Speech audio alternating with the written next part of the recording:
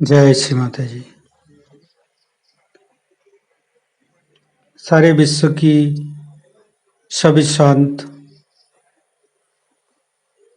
और पुण्यात्मा और शुद्ध आत्मा को मेरी ओर से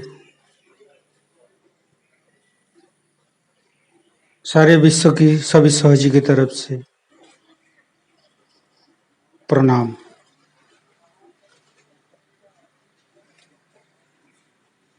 दोनों हाथ श्री माता जी के सामने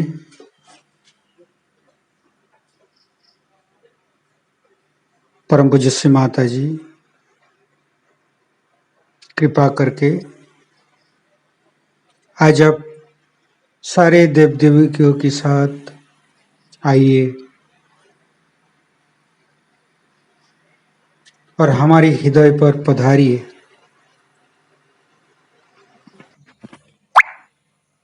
श्री माता जी आज आप हमारे ध्यान का गति प्रदान कीजिए। श्री माता जी आपके श्री चरण कमल पर कोटि कोटि नमन।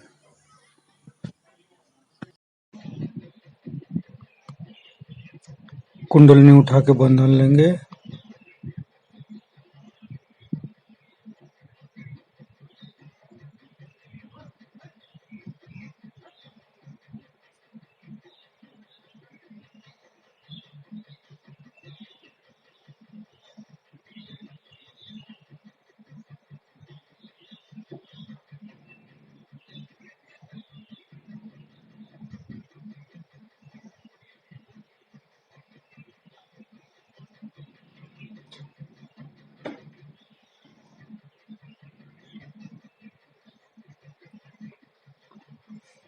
तीनों महामंत्र पाठ करेंगे। ओम तमेव साक्षात् श्री महालक्ष्मी महासरस्वती महाकाली त्रिगुणात्मिका कुंडलिनी साक्षात् श्री आदिशक्ति माता जी श्री निर्मला देवी नमो नमः। ओम तमेव साक्षात् श्री कल्की साक्षात् श्री आदिशक्ति माता जी श्री निर्मला देवी नमो नमः। ओम तमेव साक्षात् श्री कल्की साक्षात् श्री सहस्रार स्वामिनी मोक्ष प्रदायिनी माता जी श्री निर्मला देवी नमो नमः। गणेश मंत्र। ओम तमेव साक्षात् श्री गणेश साक्षात् श्री आदिशक्ति माता जी श्री निर्मला देवी नमो नमः।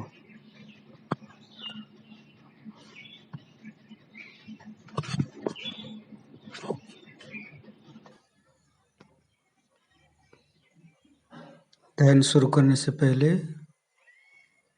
एक बात शेयर करना चाहता हूँ।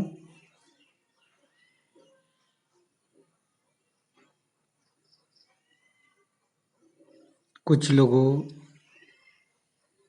सोचते हैं कि सहज योग को हम कंट्रोल कर सकते हैं, बट परम पूज्य श्री माता जी के अलावा सहज योग को, ये ध्यान को कौन कंट्रोल कर सकता है? कंट्रोल करना, ये डिसिप्लिन मेंटेन करना, ये सब आर्मी या डिफेंस में होता है। तो सहयोग की जर्नी संपूर्ण आपके लिखी है। आप असंतुलित होगा तो आप ही को भुगतना पड़ेगा और क्लियरेंस करके आप ही को ठीक करना पड़ेगा। ये स्वयं को ही करना पड़ेगा। और कोई सहयोगी कंट्रोल करता है बोलने से, ये मूर्ख की बात होता है, चाहे कोई भी हो।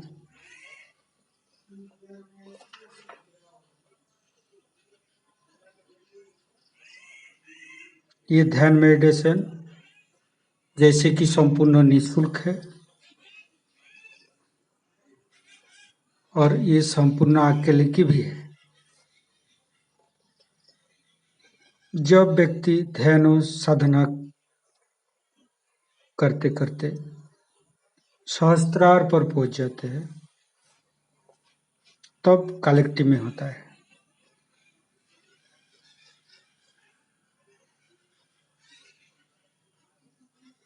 ध्यान का स्थिति जब 24 आवर्स रहता है, सहस्त्रार में रहता है, ये स्थिति आने के बाद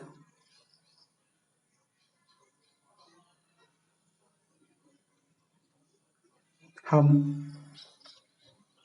श्री माता जी की संपूर्ण पूर्ण सहयोगी मानते हैं।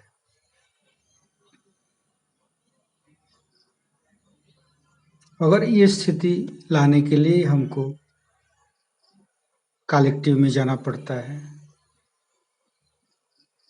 और अकेले की स्वयं की ध्यान करना पड़ता है।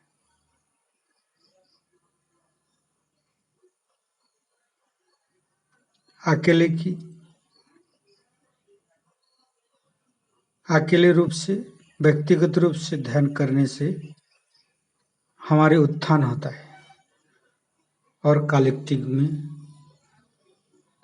में हमारा सफाई होता है। हम लोग एक दूसरे की अपने आप श्री माता जी कलेक्टिव में सफाई कर देते हैं।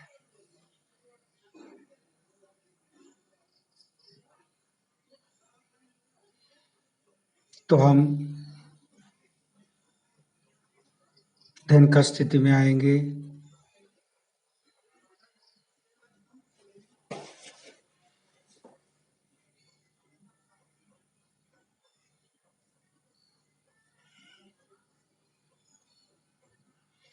अपने हृदय पर, अपने आँखों पर श्री माता जी के चित्र को स्थिर करेंगे। दोनों हाथों पर चैतन्य तलेरी अनुभव करेंगे।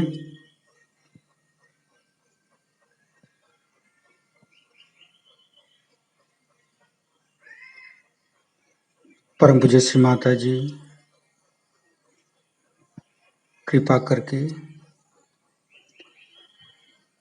आपकी पावन श्री चरण कमल की शीतलता हमारे हृदय पर प्रदान कीजिए माँ।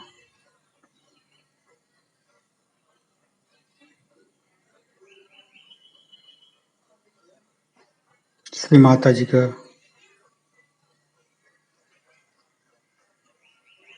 प्रेम हम दोनों हाथों पे महसूस करते रहेंगे। परम पूज्य श्री माता जी जिन्होंने हमें तकलीफ दी है, जिन्होंने हमें परेशान की है, हम उन सबको क्षमा करते हैं माँ। परम पूज्य श्री माता जी कृपा करके आपने भी हमें क्षमा कर दीजिए और हमें आशीर्वादित कीजिए। परम पूज्य श्री माता जी, हमारे अंदर जो तीनों नाड़ी और सातों चक्र में जो कुछ भी दोष है, परेशानियां हैं, जो कुछ भी तकलीफ है, जो कुछ भी रोग है, कृपा करके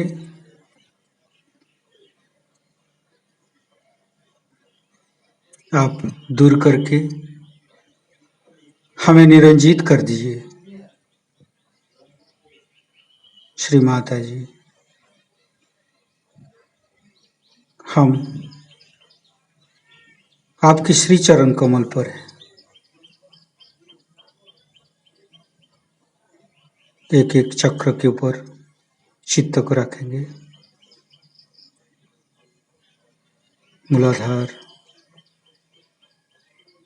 स्वादिष्ठान, नाभि, हृदय, गला पर,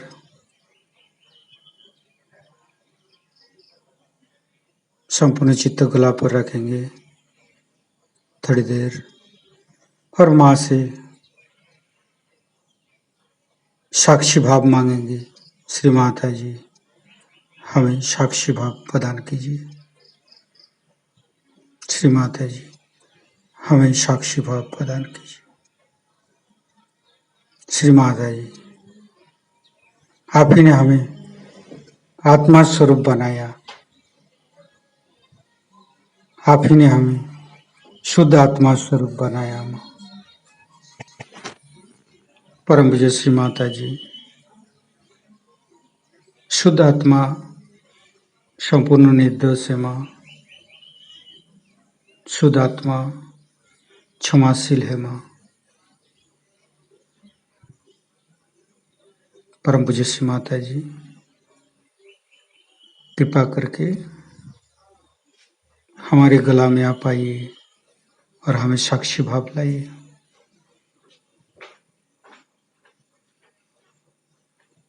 धीरे धीरे चित्त को फ्रंट आज्ञा, बैक आज्ञा, सहस्त्रार।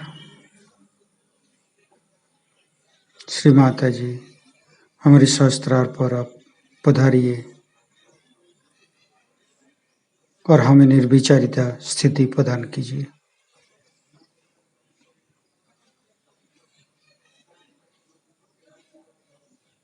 हम संपूर्ण निरानंद का स्थिति में रहेंगे, ध्यान का स्थिति में, निर्विचारिता स्थिति में। सदाशिव के मंत्र लेंगे। ओम तमेव साक्षात श्री सदाशिव साक्षात श्री आदिशक्ति माता जी श्री निर्मला देव्ये नमो नमः।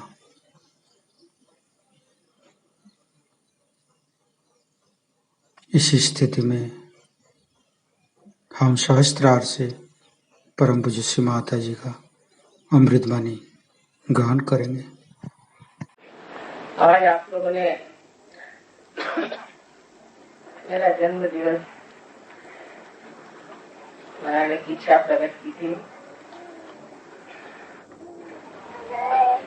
अब मेरे कम से कम 4 या 5 जन्म दिवस मनाने वाले हैं लोग।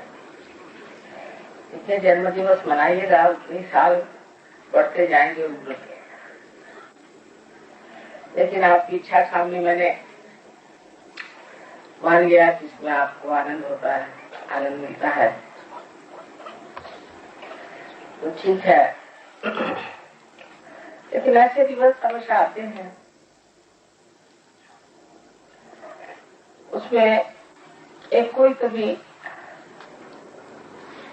नई चीज हमारे जीवन में होनी चाहिए, क्योंकि हम सहयोगी हैं, प्रगतिशील हैं और हमेशा एक नई सीढ़ी पर चढ़ने का ये बड़ा अच्छा मौका है। सहयोग में जो आज स्थिति है वो बहुत ही अच्छी है। जबकि हम देश की हालत देखते हैं आज, तो लगता है कि सहयोग एक स्वर्ग हमने हिंदुस्तान में खड़ा है। और इसकी जो हमारी एक साधना है, इसमें जो हम समाज में इसका जो हम आनंद उठा रहे हैं,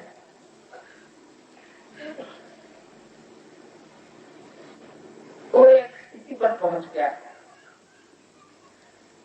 और इसका आधार बहुत बड़ा है। इसका आधार है कि आपने अपनी शुद्धता को प्राप्त किया, अपने शांति को प्राप्त किया और अपने आनंद को प्राप्त किया। यह आपकी विशेष स्थिति है जो और में नहीं पाई है। और इसको सब लोग देख रहे हैं, समझ रहे हैं कि ये कोई विशेष लोग है और उन्होंने कोई तो भी विशेष जीवन प्राप्त किया। मैं जहां भी जाती हूँ और जगह लोग मुझसे बताते हैं कि हम एक सहयोगी में जानते हैं, वो बहुत नेक आदमी है, बहुत बढ़िया आदमी है, उनका जीवन एकदम परिवर्तित हो गया और उन्होंने पूर्णतया समर्पित कर दिया और उनका सारा कारोबार बहुत अच्छे से चलता है। उनका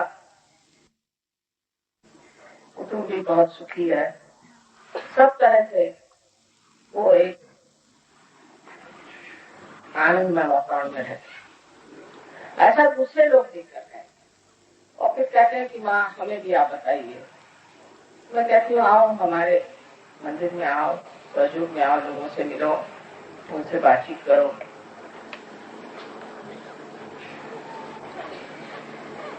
और आप सब लोगों ने जिस तरह से सहयोग को अपनाया है और बढ़ाया है, एक कमाल की चीज है। लेकिन इसको एक बात जान लेनी चाहिए कि हमारे पास जो विशेष शक्तियां हैं वो आज तक किसी के पास नहीं। आज तक कोई भी कुंडलिनी का जागरण इतने आसानी से नहीं कर सकता। कोई भी चक्रों का निदान लगा नहीं सकता। ये किसी को मालूम ही नहीं था कि उंगलियों पे आप चक्र जान सकते। आज तक किसी शास्त्र में मैंने नहीं पढ़ा,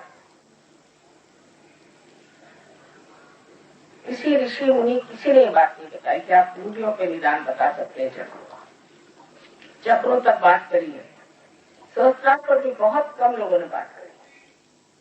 आप लोग इतने सूक्ष्म ज्ञान को इतनी आसानी से प्राप्त कर गए क्योंकि आपने इस पर बहुत ध्यान दिया और आत्मा के प्रकाश में इस सूक्ष्म ज्ञान को आपने प्राप्त कर लिया।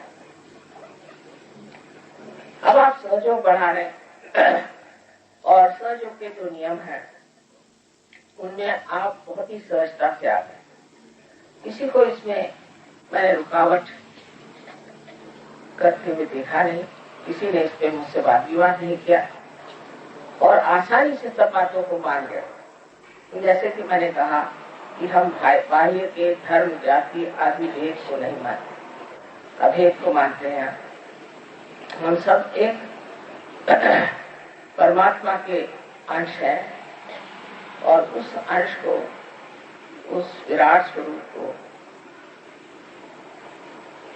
जानना चाहिए, उसमें जागरूक होना चाहिए। और ये जो बाह्य में विकृतियां आ गई हैं उनको छोड़ करके अंतरतम में हमें अपनी एकता जाननी चाहिए।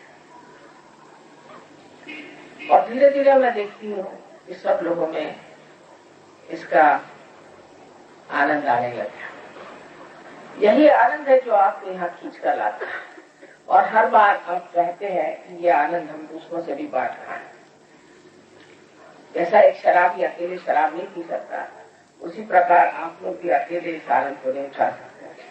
तो अगर एक आदमी सहयोग में आ गया, उसके सारे रिश्तेदार सहयोग में आने चाहिए, उसके सब मिलने वाले आने चाहिए, उसके सब दोस्त आने चाहिए, उस सबको सहयोग होता है। तो पहला प्रलोभन तो शारीरिक होता है, शरीर की व्यथा दूर हो गई, मानसिक व्यथाएं दूर हो गई और आपसे रिश्ते ठीक हो गए, आपस में मेलजोल भर गया, बच्चे ठीक से चलने लगे, हर तरह की आपकी प्रगति हो गई, यहाँ तक कि लक्ष्मी जी की भी कृपा। और हर पल हर घड़ी आप देखते हैं कि आप परमात्मा के साम्राज्य में हैं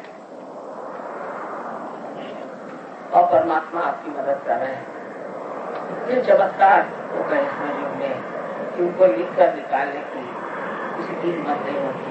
वो कहते माँ पहले आप छान इसमें से जो आप सोचते हैं लिखने वाला लिखे नहीं, जो इनको न जाने कितने ग्रंथ होता है।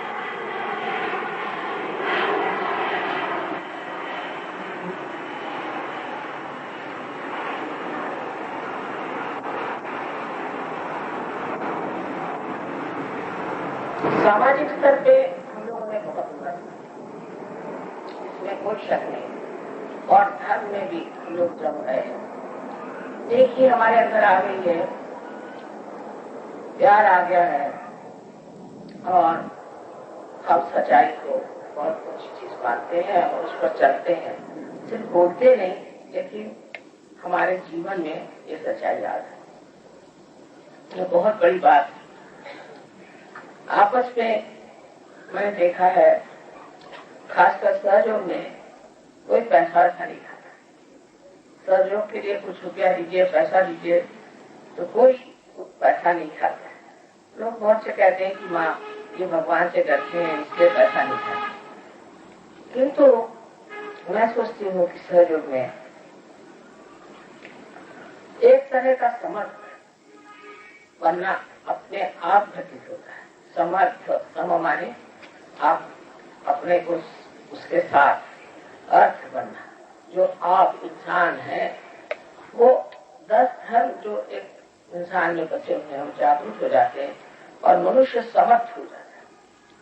उसको अपने गुण जो है, अपने वर्चूज है, वो अच्छे लगने लग जाते हैं, उसी में उसको मजा आता है और दुर्गुण से वो भागता है।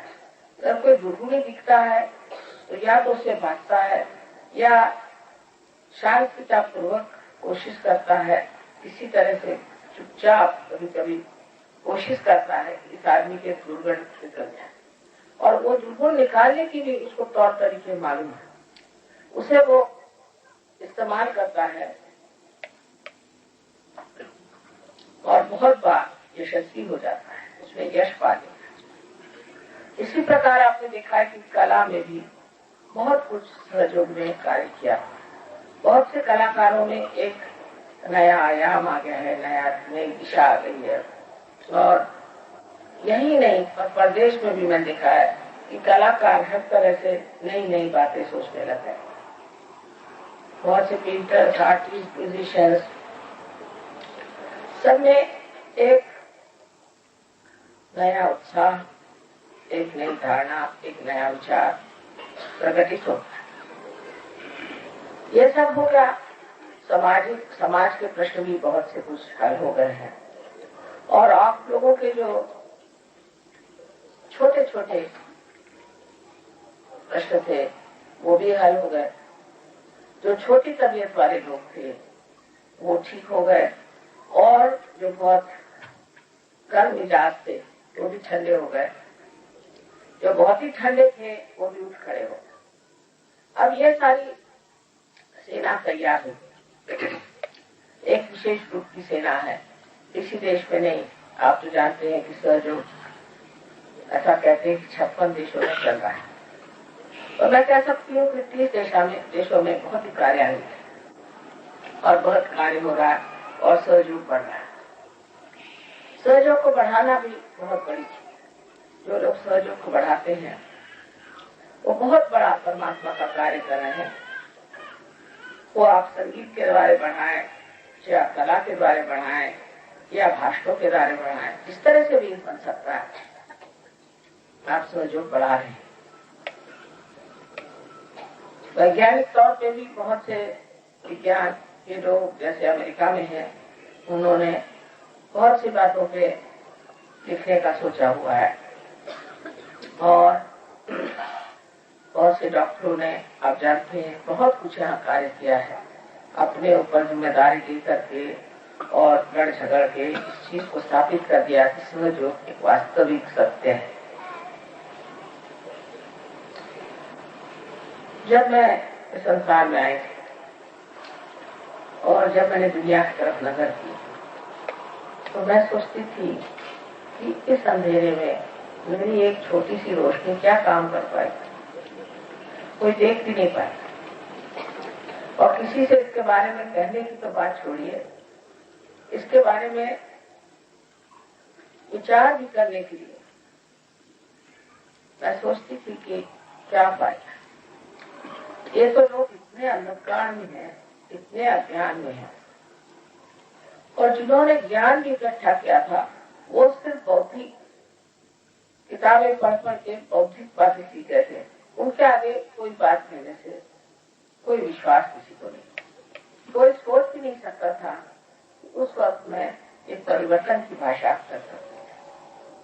लेकिन अब साथी हो गया और आप लोग जानते हैं कि ये सब कुछ हो गया है। आज के शुभ घड़ी पर मैं सोच रही हूँ कि अपने देश की ये हालात देखते हुए और जिस तरह से सब चीज हो रही है, हम लोगों को राजकीय क्षेत्र में भी उतरना चाहिए। जब तक हमारे जैसे लोग राजकीय शास्त्र क्षेत्र में नहीं आएंगे, ये हमारे देश की हालत ठीक नहीं हो सकती। एकदम सड़ करके ये पता नहीं क्या हो और इसकी आंच सहयोगियों पे भी आने वाली है। ये नहीं कि आप ऊपर जाए, हालांकि आपको इससे कोई तकलीफ नहीं होगी, ये हालात कि आप इसमें से निकल आएंगे। लेकिन अगर आपको अपने देशवासियों का ख्याल है और अगर आपको अपने बच्चों का ख्याल है तो बेहतर है कि हम लोग ही समाज में जो कार्य करते रहे हैं उसे एक राजकीय स्वरूप दें और राजकीय में उतर के हम सिद्ध कर दें कि जो लोग नेक हैं, जो धार्मिक हैं, जो सत्य पे चलने वाले लोग हैं, जिनमें लालच नहीं, ऐसे लोग एक नए तरह का राजकीय राष्ट्र बना सकते। कोई भी देश में जाइए, चाहे वो डेमोक्रेसी हो, चाहे वो कम्युनिज्म हो या कुछ। डेमोक्रेसी में तो आप देखिए कोई ऐसा मैंने देश नहीं देखा जहाँ पर बेईमानी न हो, कहीं कम कहीं ज्यादा। अनैतिकता खुलेआम बहुत जगह चल रही है और अगर आप कम्युनिस्ट कंट्रीज में जाइए तो अब टूट गए हैं सारे, लेकिन तो भी वहां पर जो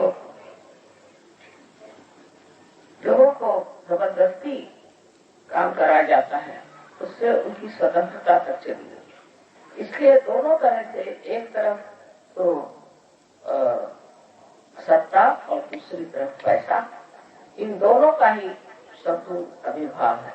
सभी दूर आप देखते हैं यही आविर्भाव हो रहा है और लोग इन्हीं दो चीजों के पीछे भाग रहे हैं और कोई भी देश के बारे में। अब हमें अपनी जो सतह है, इस सतह से हम सब चीज की तरफ देखते हैं, फिर वो अंतर्राष्ट्रीय प्रश्न हो, चाहे राष्ट्रीय हो और चाहे हमारे छोटे छोटे कस्बे गाँव का। हम लोगों की सतह से जब हम उसे देखते हैं तो विश्वत्व की दृष्टि से देखते हैं, उसकी विशालता से देखते हैं, दूसरे उसकी गहनता से देखते हैं कि उसमें कौन सी खराबियां हैं और ये खराबियां हम कैसे निकाल रहे हैं। ये खराबियां भी हम लोग बहुत आसानी से निकाल सकते हैं क्योंकि आपके पास बहुत बड़ी शक्तियां हैं। आप जानते हैं कि बंधन के सहारे आप बहुत कुछ काम कर सकते हैं और बहुत लोगों को अपने सहयोग में ला सकते हैं। बहुत से अभी मुझे लोग मिले थे कि जो एयरफोर्स में है, वो कहने लगे कि माँ हमें भी ले लीजिए, हम जानते हैं कुछ एयरफोर्स के लोगों को, और वो सहयोग में है और उन्होंने बड़ा कमाल कर दिया। फिर कुछ पुलिस वाले हैं, वो भी हमारे साथ लग गए हैं। महाराष्ट्र में तो जो पुलिस टाइम्स है वो हमेशा जो भी सहयोग के बारे में छापे वो छापते हैं। इसी प्रकार कुछ अखबार वाले भी हमारे साथ मिल गए हैं, और बहुत से आप जानते हैं यहाँ पर सरकारी नौकर भी सहयोग में आ गए। जब उनकी बदली हो जाती तो सहयोग फैलाते। इसी प्रकार हमें अगर राजकीय में हम उतर जाएं तो जो राजकीय समस्याएं हैं उनका भी हल हम लोग निकाल सकते हैं। इसमें पहली चीज ये रखना चाहिए कि हमारी जो कुछ भी इच्छा है इस मामले वो साफ सुथरी होनी चाहिए, उसमें शुद्धता होनी चाहिए। हम सिर्फ देश के हालात ठीक करना चाहते हैं और हम लोगों तक उनका जो अधिकार है वो पहुंचाना चाहते हैं। इतना ही नहीं, उनके अंदर धर्म जागृत करना चाहते हैं, जिससे देश हमारा जो है वो एक बहुत सुचारू रूप से और सुंदरता से बढ़े, आगे बढ़े और सारे संसार के लिए एक आदर्श बन जाए। इस देश में अनेक शक्तियां हैं, बहुत ही ज्यादा आध्यात्मिक देश है, और आध्यात्म की शक्तियां आप जानते हैं, कोई माने न माने आप लोग तो जानते ही हैं कि आध्यात्म में कितनी शक्तियां हैं। और इस देश की जो शक्तियां हैं उसको हम बहुत अच्छी तरीके से अपने इस्तेमाल में ला सकते हैं। इसमें एक बात और हमें याद रखनी है कि हमें भारतीय संस्कृति में उतरना चाहिए। विदेशीय संस्कृति में हम लोग जो जाने लग जाए तो विदेश की जो खराबियां हैं वो बहुत आसानी से हमारे अंदर आ जाए। भारतीय संस्कृति का जो शुद्ध स्वरूप है वो आत्म साक्षात्कार के लिए बहुत पोषक है। अगर हम भारतीय संस्कृति में नहीं आएंगे तो कभी भी इस देश का हाल ठीक नहीं होगा। ये तो ऐसा ही है, मैं हमेशा कहती हूँ, अगर आम का पेड़ जा करके अपने देश में लगाइए तो उसमें आम भी नहीं आएंगे और सेब भी नहीं आएंगे। इसलिए जो आदमी भारतीय है उसे भारतीय संस्कृति में आना चाहिए। और जो प्रदेश में जितने भी सहयोगी हैं, आश्चर्य की बात है, वो हमेशा कहते हैं कि वहाँ हमें भारतीय संस्कृति में आप, क्योंकि ये बहुत सौम्य संस्कृति है। इसमें बच्चे देखते हैं, हम लोग देखते हैं तो अत्यंत सौम्य है, सहनशील है और इतना ही नहीं धार्मिक है। तो जो शुद्ध स्वरूप भारतीय संस्कृति का है उसको हमें बनाना है और उस पर विचार करना है, और हमारे घर में भी वो संस्कृति आनी चाहिए। बहुत से लोग सोचते हैं कि भारतीय संस्कृति वो है जिसमें कि मुसलमान लोगों ने जो हमारे पर कुछ चीज आदि जैसे पर्दा करना वगैरह वगैरह, ये बिल्कुल, ये तो हमारे साउथ में जो महाराष्ट्र है वहाँ कोई औरतें पर्दा वर्दा कुछ नहीं करती, वो सब भारतीय संस्कृति से रहती है। गुजरात में भी जो कुछ पर्दा वर्दा नहीं करते, ये पर्दा वगैरह की जो सिस्टम है वो सिर्फ इधर उत्तर हिंदुस्तान में चल पड़ी। इतना ही नहीं, औरतों को दबाना, औरतों के साथ दुष्ट व्यवहार करना वगैरह, ये बिल्कुल भारतीय संस्कृति में नहीं। भारतीय संस्कृति में तो बहुत बहुत विद्वान औरतें हो गई, आप जानती हैं, उनको बताने की जरूरत नहीं। और उन्होंने बड़े बड़े विद्वानों के साथ वाद विवाद सब किया और बड़ी बड़ी पंडिताई उन्होंने हासिल करी, और अपने देश में इस चीज के लिए कभी सोचा भी नहीं कि औरत नीची है या औरत को दबाना चाहिए या उसकी उसमें कोई कमी है। सबका अपना अपना स्थान माना जाए, पुरुष का पुरुष का। तो जब वो लोग अपनी संस्कृति ले रहे हैं, जब उन देशों के लोग अपनी संस्कृति ले रहे हैं, तो क्या हमारे लिए जरूरी नहीं कि हम भी अपनी संस्कृति की जाने और समझें और उस तरह से। बहुत सी बातों में हम सोचते हैं कि आसान है कि हम उनका अनुकरण करें, लेकिन अब वो लोग समझ रहे कि उन्होंने जो जो गलतियां करी हैं वो इसलिए की क्योंकि उनके पास कोई भी किसी भी तरह का अंकुश नहीं था, कोई अंकुश नहीं था। जैसे एक पतंग कट जाए इस तरह से वो लोग जो उनके मन में आता हो करते और अति पे चले जाते, एक्सट्रीम। जब वहां जाते हैं तब उनको पता होता है कि गलती हो गई और उससे ये बीमारी हो गई, वो बीमारी हो गई, सारी उनकी जो समाज है नष्ट भ्रष्ट हो गया। हमारा अंकुश जो है वो हमारे संस्कृति की नैतिकता है, जिसे हमें समझ लेना है।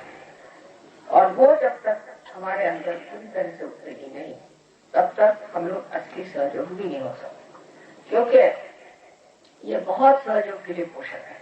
इसलिए मैं नहीं कह रही कि मेरा जन्म हिंदुस्तान में हुआ है तो तुम्हें हिंदुस्तान में जो बाहर की चीजें अच्छी हैं वो सीखनी चाहिए, और वो भी भारतीय संस्कृति को अगर आप पूरी तरह से अपना ले तो अपने आप ही आ जाएगा। वो तो थोड़ी सी उनके पास चीजें हैं जिनके प्रति हम समझ सकते हैं कि उन्होंने जो कायदे कानून बनाए हैं बाहर, या इस तरह से उन्होंने अपनी प्रगति की है और उसमें भी एक तरह का कोई नियम और कोई डिसिप्लिन रखा है, तो हमारे अंदर नहीं, वो भी अपने आप ही आ जाएगा। क्योंकि भारतीय संस्कृति ऐसी चीज है कि वो सब चीज में असर करती है, सब चीज को वो ठीक करती है। जीवन के जितने प्रांगण हैं, जितने भी आयाम हैं, सब में वो एक दैविक प्रकृति को प्रस्थापित करती है।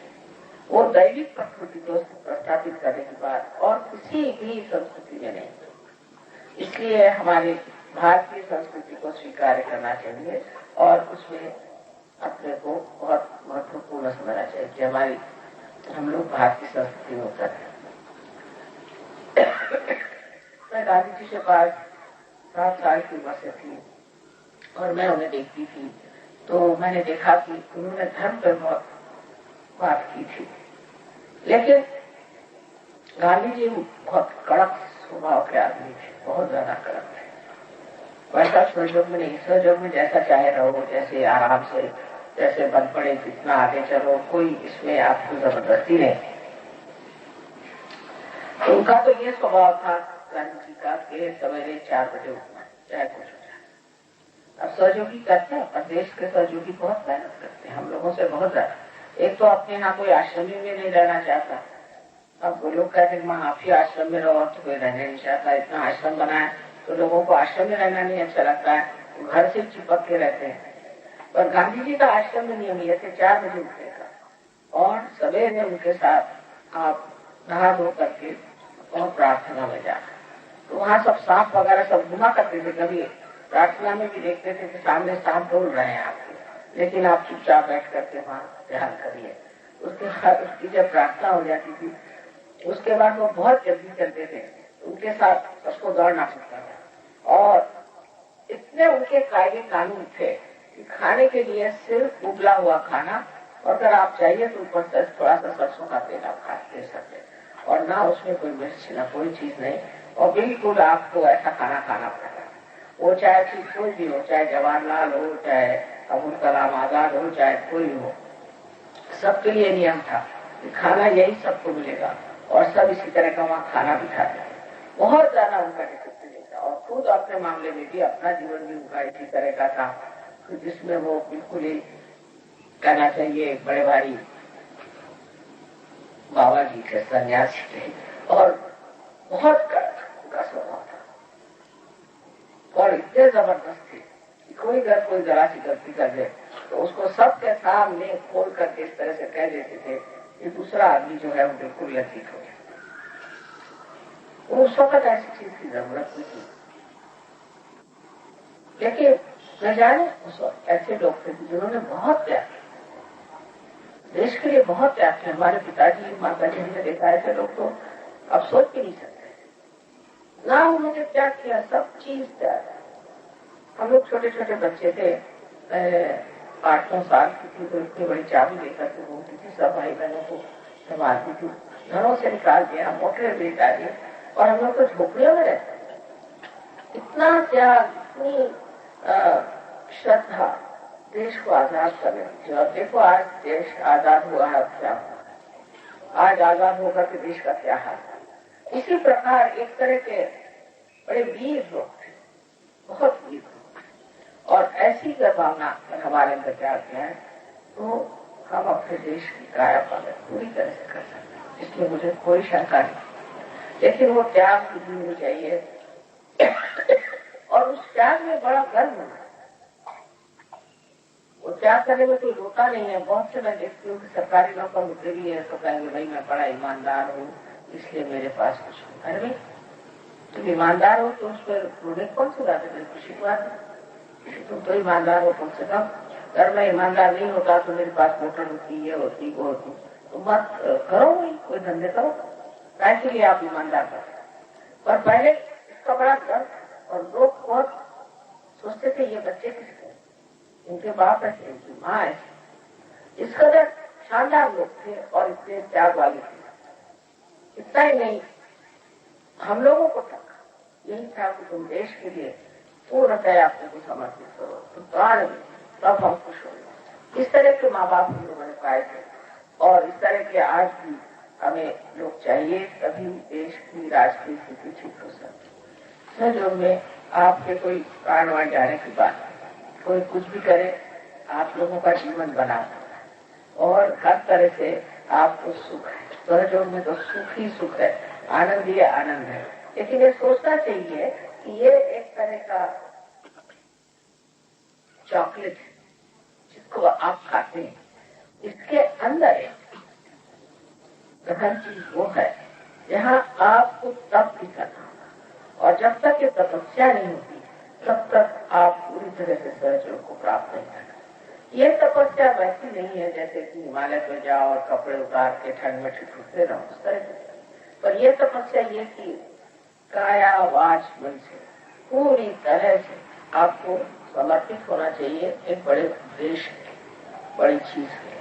तब फिर अपने आप बहुत सी चीजें घटित हो जाएंगी। आज तक मैंने आपके कोई चीज का बंधन नहीं था, किसी चीज की मनाई नहीं, सब प्यार प्यार की बातें होती नहीं, प्यार ही देती नहीं और सब प्यार करता रहा, सब आपस में मजा मजा होते रहा।